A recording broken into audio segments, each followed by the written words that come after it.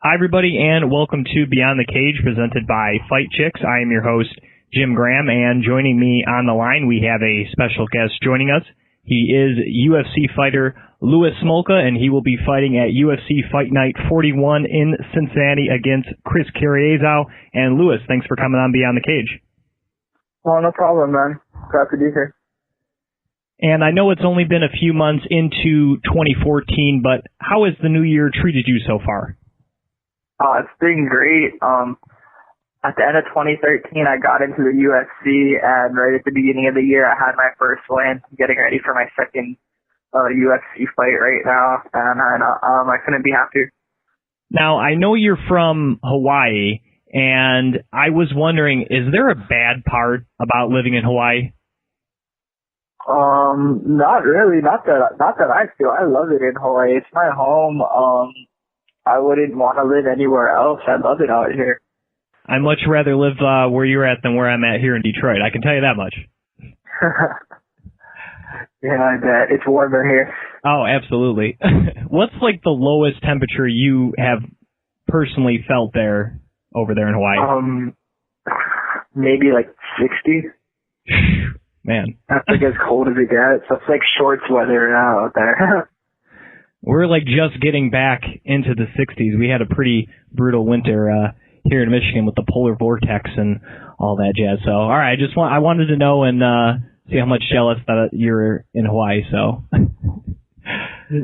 now since you're relatively new to the sport in terms of as a professional, just 7-0, what actually drew you into competing in mixed martial arts?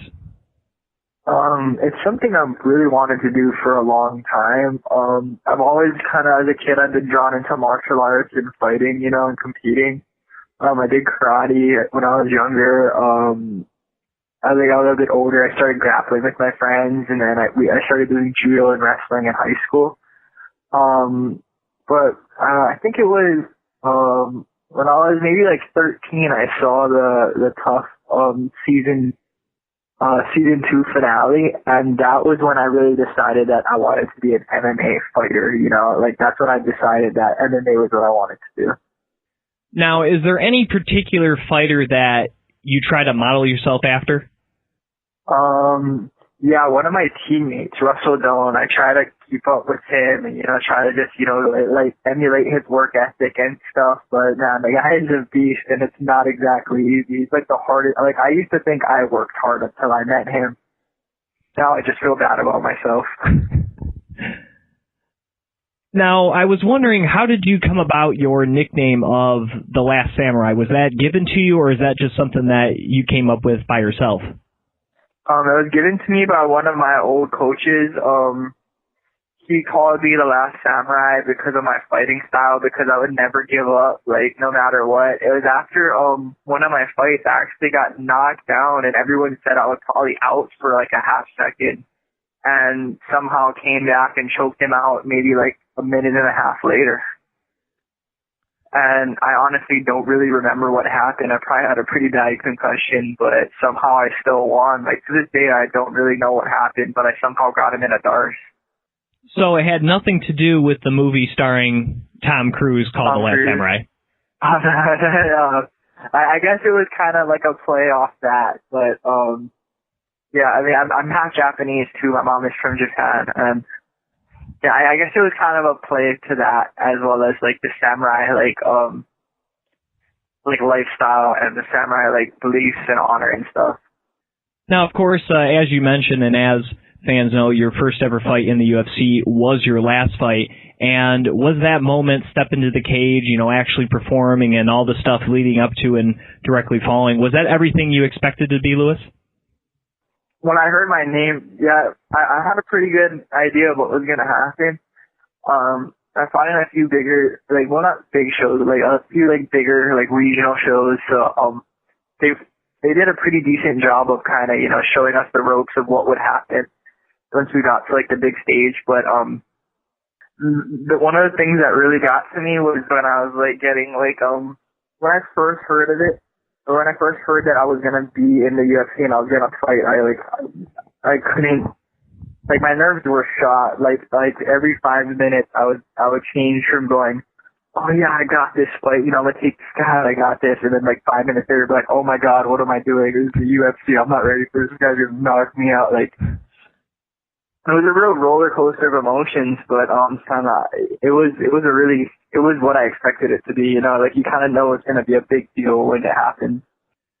Jim Graham talking with UFC flyweight fighter Louis Smolka. He is on Twitter at Last Samurai MMA. And looking at your last fight, in my opinion, you pretty much ran through Oz Killick with some brilliant stand-up. And did you think that you were going to go in there and handle him so easily as you did?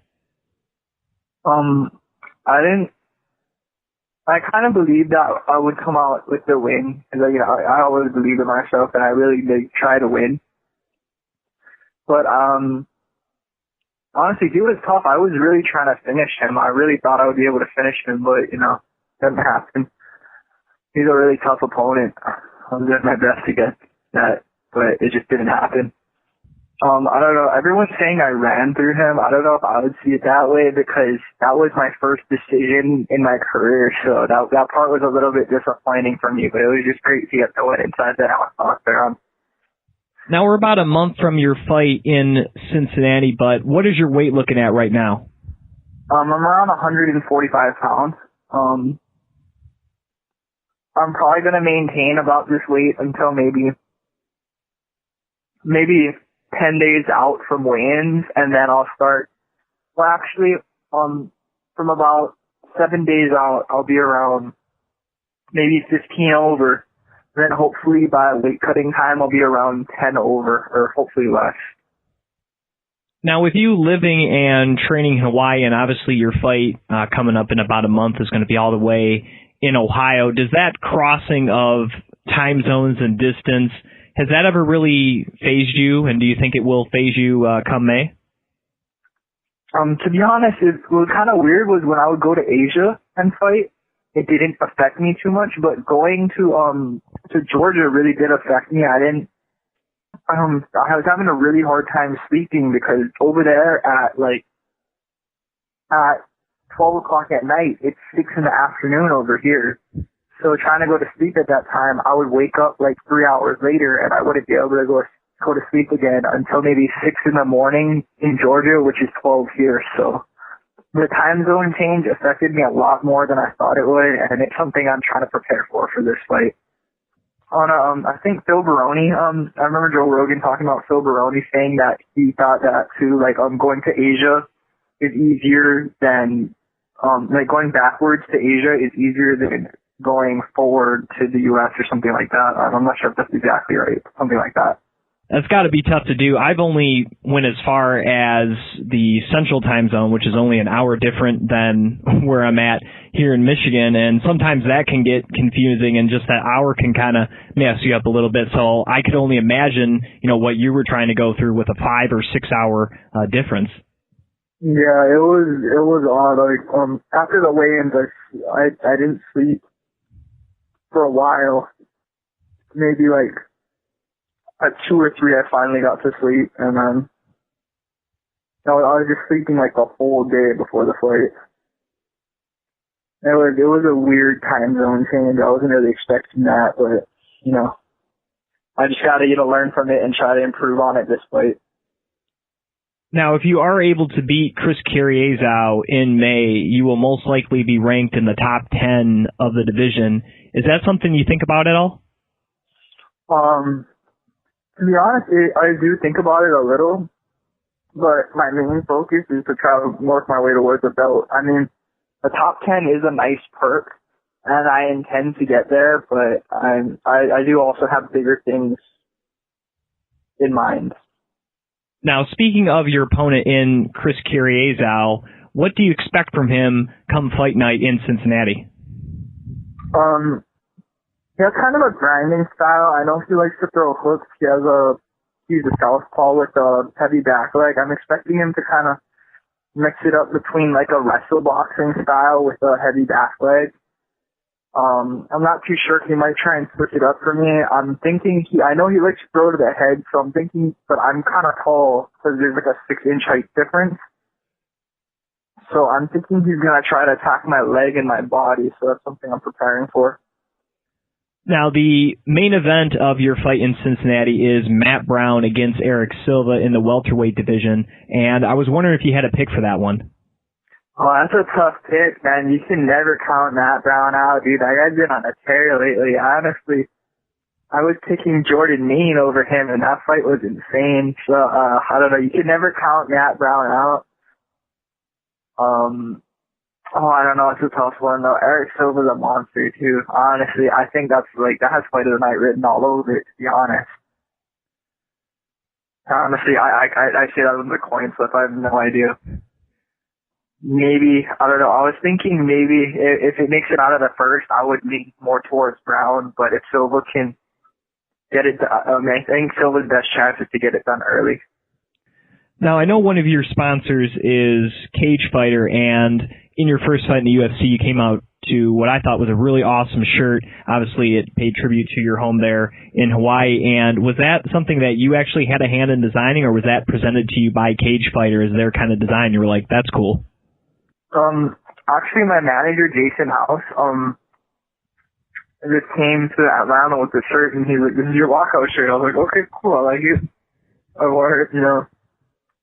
For me, worrying about things like shirts, haircuts, walkout music, that's not that big a deal for me, because honestly, when you're fighting someone, your biggest concern is the person you're fighting. If you're worried about if your shirt matches your shorts or your, you know, like, your walkout music is the right music, that's bad already. That's you losing focus, and that's not where your focus should be, you know?